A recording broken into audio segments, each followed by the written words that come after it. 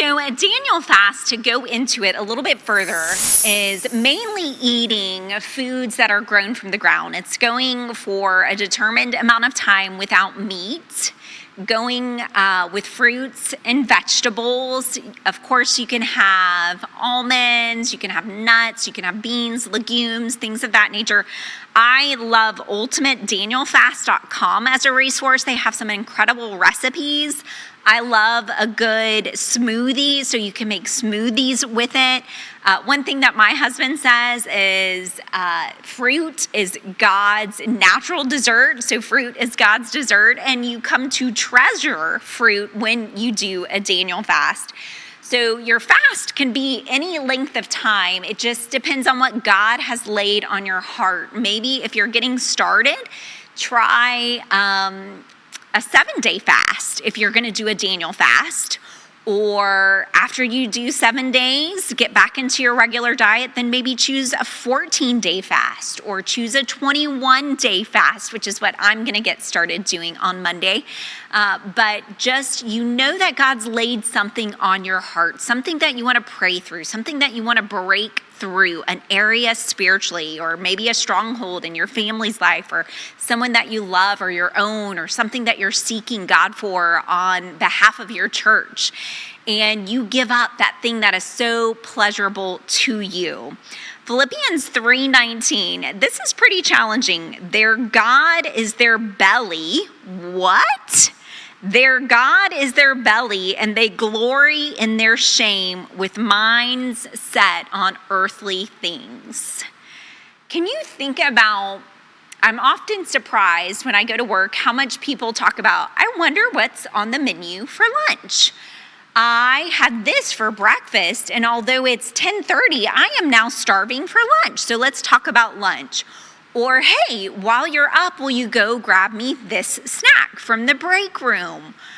I am shocked at the amount of time, attention, focus, and talk that food gets in a typical work day. And I can see that demonstrated in their God is their belly. So we don't want to be defined as like, my God is my belly? What?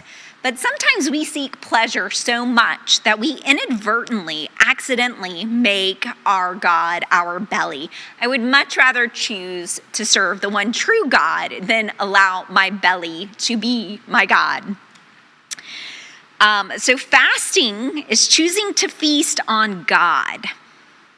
Fasting is choosing to feast on God, hungering for Him alone.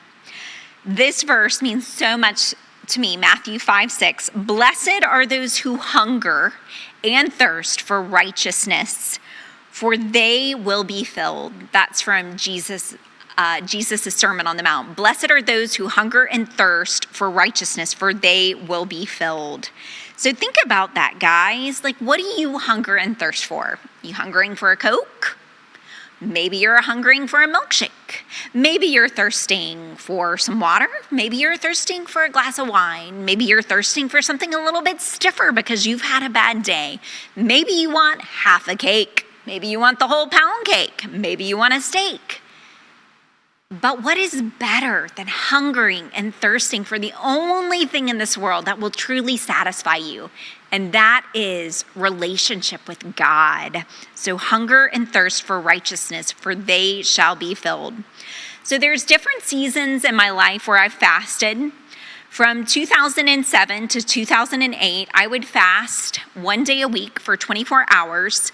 And this was specific. I was specifically seeking God's face. I was seeking God's miraculous work in my body because we were trying to start a family, and something that I thought was just going to be so easy and so simple to get pregnant and to have a child turned out to not be so easy and so simple.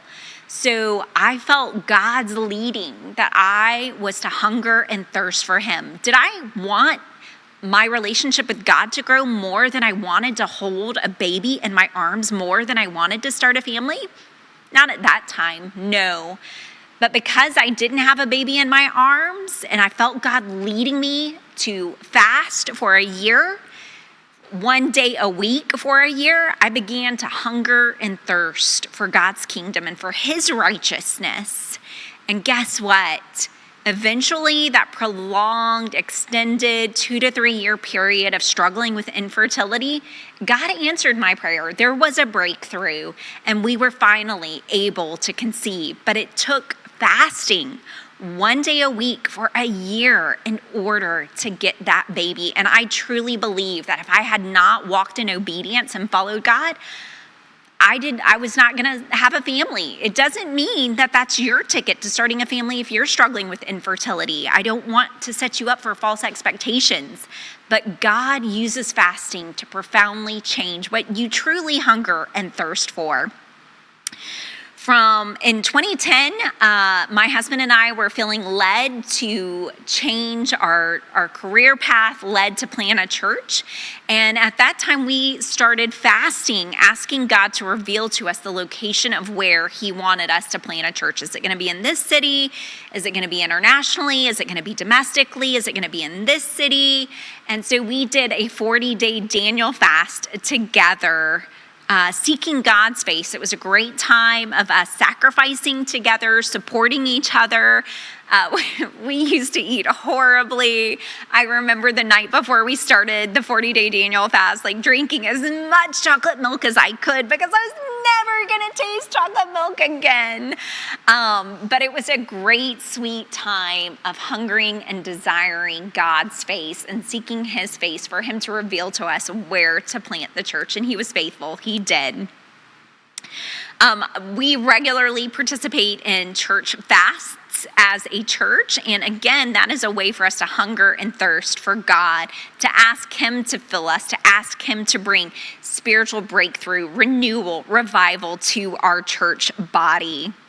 So as I am dealing with that crazy craving, I just want one piece of chocolate right now, God, just that one piece of candy. It's not going to mess anything up, right?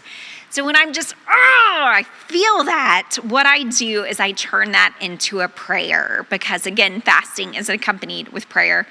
God, as I hunger and desire and crave this food to the point that it's making me angry, as I hear that rumbling in my belly, God, help me to hunger and thirst for you as I desire this food. Make me hungry for you, more of you, a deeper, more intimate relationship with you.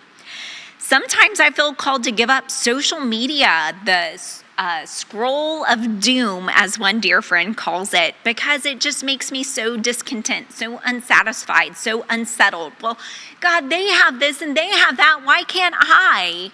Sometimes that's what God calls me to give up during a fast. And that's great too. Anything that will make you hunger and thirst for God and his righteousness, because then you will truly be filled. So I challenge you, consider fasting and consider how you can grow in the spiritual discipline of fasting. My name is Elizabeth Craig. If you like this content, I challenge you to smash like and subscribe.